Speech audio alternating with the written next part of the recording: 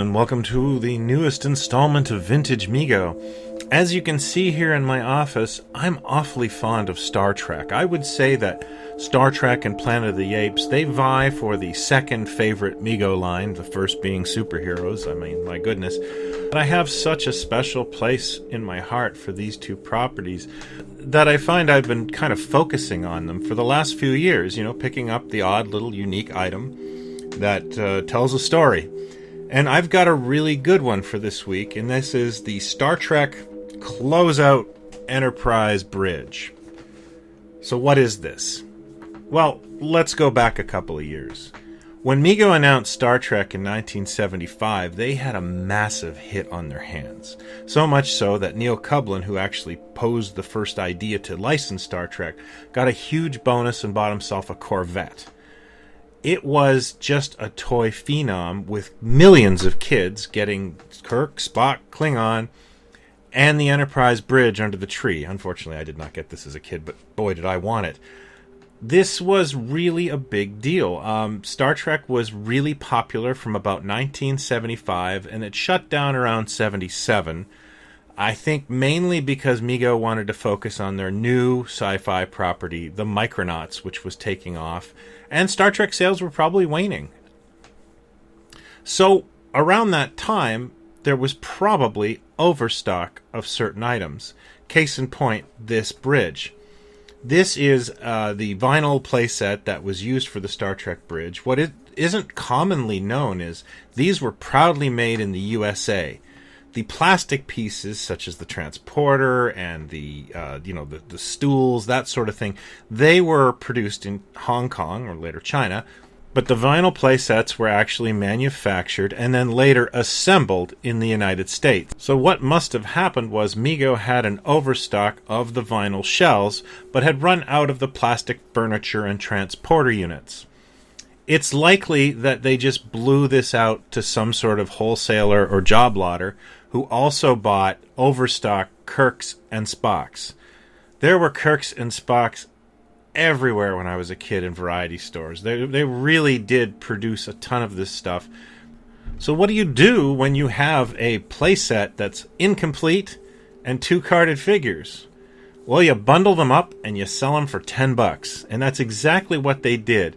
And here's an original vintage advertisement for it from a newspaper. This is actually not that unique. There's a lot of Mego closeout stuff that I will talk about in later episodes. The most famous are bundling Action Jackson outfits with a toy quickly made, because they probably ran out of Action Jackson dolls, called Captain Eagle. Captain Eagle was definitely made to sell unsold Action Jackson outfits. In this case, whoever the distributor was, put the Kirk and Spock in the empty case and wrapped it with this very pretty picture explaining what you get inside. So I'm at luxury that I actually can open this and show you exactly what you get. So here it is. You get a Captain Kirk and a Mr. Spock on nice unpunched cards. There's a little damage to my Kirk. He's probably been jostling around in here for years.